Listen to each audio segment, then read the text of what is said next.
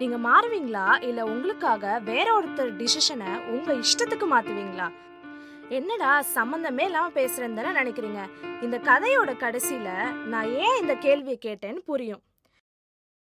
Hello all, நீங்க கேட்டுட்டு இருக்கிறது மாறும் மனம் வித் உங்கள் ரோசிட்டா. நான் ஒரு பொண்ணை பத்தி இந்த பாட்காஸ்ட்ல சொல்லலாம்னு நினைச்சேன். ஆனா இது கதை இல்ல, இது ஒரு குரல். உண்மையை சொன்னா இது என்னோட, உங்களை மாதிரி இல்ல நிறைய பேரோட கதைன்னே வச்சுக்கலாம். இன்னைக்கு நீங்க கேட்க போறது அவளோட கனவு. ஆனா எங்க? அவளுக்கு சின்ன வயசுல இருந்தே ஒரு கனவு. Not some fairy tale, not some princess dream. அவளோட கனவு ஆங்கர் ஆகணும், ஸ்க்ரீன்ல வரணும், மீடியா ஃபீல்ட்ல ஒர்க் பண்ணணும். ஆனா அது எதுவுமே நடந்ததில்லை.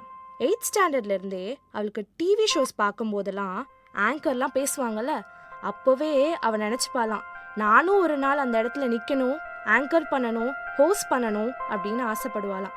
ஆனால் அப்போ இருந்தே அவகிட்ட அந்த ஃப்ரீடம்லாம் இல்லை. வீட்டில் ஒரு வாட்டி கூட உனக்கு என்ன பிடிக்கும்னு யாருமே கேட்டதில்லை.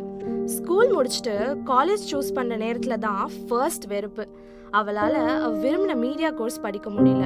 அவங்க அப்பா, மீடியாவில் என்ன ஃபியூச்சர் இருக்கு, நீ பேருக்கு ஒரு கோர்ஸ் படித்தா போதும், அதுலலாம் வேலை பார்க்கறதுல ரொம்ப டேஞ்சர் அப்படின்னு சொன்னார். அவங்க அம்மா சொன்னாங்க, இந்த ஃபீல்ட்லலாம் பொண்ணு போனால் கெட்டு போயிடும், ஊர் என்ன சொல்லும், சேஃப்டி இல்லை அப்படின்னு சொன்னாங்க. அவளால் மீடியா ஸ்டடீஸும் படிக்க போக முடியல. வேற வழி இல்லாமல் இங்கிலீஷ் லிட்ரேச்சர் படிக்க போனா. அவங்க ஊர்லேயே ஒரு காலேஜில் படித்தா. படிக்கணும்னு நினச்ச கோர்ஸும் படிக்க முடியல. வெளியில் போய் வேற ஊர்லேயாவது படிக்கலாம், ஒரு எக்ஸ்போஷர் கிடைக்கும் அப்படின்னு நினச்சா. அதுவும் நடக்கல. என்ன தெரியுமா ரீசனாக இருந்துச்சு? அவங்க அண்ணா பெரிய காலேஜில் படிக்கிறாங்களாம்மா. அதனால அவங்களுக்கும் ஹாஸ்டல் ஃபீஸ் கட்டி, காலேஜ் ஃபீஸ் கட்டி இவளுக்கும் கட்ட முடியாதாம்மா. அதனால அவளும் வெளியில் போய் காலேஜ்லாம் படிக்க போக முடியல. அவளுக்கு ஏக்கம் அதிகமாச்சு. 3 years, 3 long years அவளுக்கு எந்த எக்ஸ்போஷரும் இல்லை. காலேஜில் ஒரு மீடியா எக்ஸ்போஷர் இல்லை. No fest, no guest, no camera, just books, just notes. ஆனால் அவள் அங்கே நிறுத்தலை. அவளே தான் கேமரா ஹேண்டில் பண்ண கற்றுக்கிட்டா. காலேஜுக்கு ஷூட்லாம் பண்ணி கொடுப்பா. எடிட்டிங் கற்றுக்க ஆரம்பிச்சா. சின்ன சின்ன ஆப்ஸ் மூலமாக ஆட் கிரியேட் பண்ணி கொடுத்தா அவங்க காலேஜ்க்காக. அவகிட்ட இருந்த ஒரு ஃபோன் தான். ஆனால் அந்த ஃபோனில் ஒரு ஷார்ட் ஃபிலிம் எடுத்தா. தட் இஸ் வென் அவளுக்கு ஒரு ஆப்பர்ச்சுனிட்டி கிடைச்சிது டு ஷோகேஸ் ஹர் செல்ஃப். ஒரு inter departmental film festival and competition நடந்துச்சு.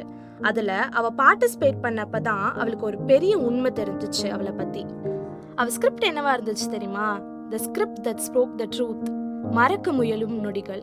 It's about a girls struggle, how she faced her life at home, outside, inside her heart. It was half her own life story. ஒரு பொண்ணு sexual harassment face பண்ணுறா. அதை share பண்ண கூட யாருமே இல்லை. It was just her diary. பேரண்ட்ஸ்லாம் ரொம்ப பிஸி. அம்மா அப்பா 2 பேரும் வேலைக்கு போயிடுவாங்க. அவன் மனசில் எப்போவுமே ஒரு சத்தம் இருந்துகிட்டே இருக்கும், ஒரு பெயின். அவள் டெய்லி பேசுகிற ஒரு பர்சன் அந்த டைரி மட்டும்தான். அவள் எழுதின அந்த ஸ்கிரிப்ட் உண்மையாக இருந்துச்சு. ஆடியன்ஸ் கூட அழுதுட்டாங்க. அவளும் அழுதா. Seeing the reaction of the audience. When the whole audience gave a standing ovation, the chief guest, even the principal sister with the whole staff. அதுக்கு ப்ரைஸ் கிடைச்சிச்சு, காலேஜில் அப்ளாஸ் கிடைச்சிச்சு. அப்போ தான் she realized her potential. ஆனால் 3 வருஷம் அப்படியே போயிடுச்சு. Back to reality. ப்ரைஸ் வாங்கினதும் அவள் போய் அவங்க அப்பாட்ட சொன்னாலாம். அவங்க அப்பா என்ன தெரியுமா சொல்லியிருக்காரு? வெரி குட், அவ்வளோதான் சொன்னார். அவ்வளோ பெரிய ஹாப்பினஸ்லாம் அவர் ஃபேஸில் தெரில. அவங்க அம்மா கிட்ட போய் சொன்னப்போ கூட, இதுக்கு மட்டும்தான் நீ லாயக்கு ஒரு மாதிரி சொன்னாங்க. இதெல்லாம் அவ்வளோ பெரிய விஷயம்லாம் இல்லைன்னு சொன்னாங்க. ஆனால் அவளை பொறுத்த வரைக்கும் அவளுக்கு கிடைச்ச மிகப்பெரிய விஷயம் இது. Maybe her first success in her entire 20 years of life. After 3 years of tears and 8 years of dream, அந்த பொண்ணு has struggled a lot. And இப்போ அவள் M A communication and M O P Vaishnav காலேஜில் படிக்கிறா. இது யார் கதைன்னு தெரியுதா? என்னோட கதை. ஆனால் இப்போவும் she did not do what she liked. Still dream பண்ணிகிட்ருக்கா, still போராடுறா.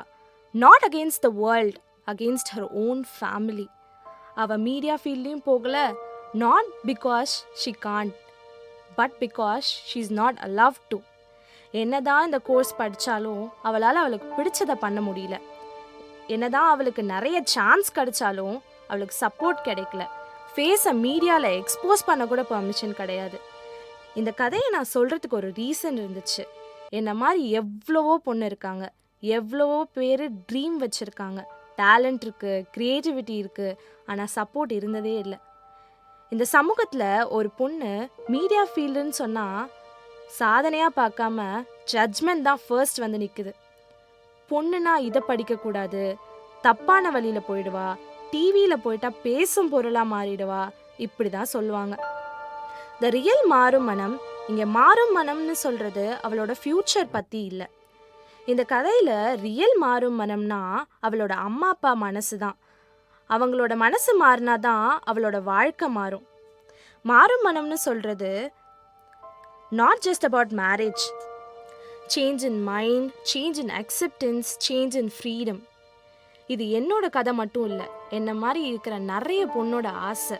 So if you are listening, உங்களுக்கெல்லாம் ஒரு கேள்வி. நீங்கள் ஒரு பொண்ணோட அம்மாவாக இருக்கலாம், அப்பாவாக இருக்கலாம், relatives, Anna, whoever it is.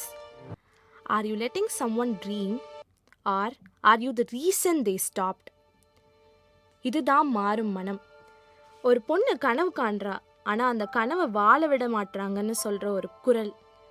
Life is so hard for me to face struggles outside, inside the classroom, inside family and everywhere, but still dreaming. Next எபிசோடில் இன்னும் ஒரு மனசில் உள்ள ஒரு கதையை பேசலாம். நீங்கள் கேட்டுட்டு இருக்கிறது மாறும் மனம் வித் உங்கள் ரோசிட்டா. பாய்.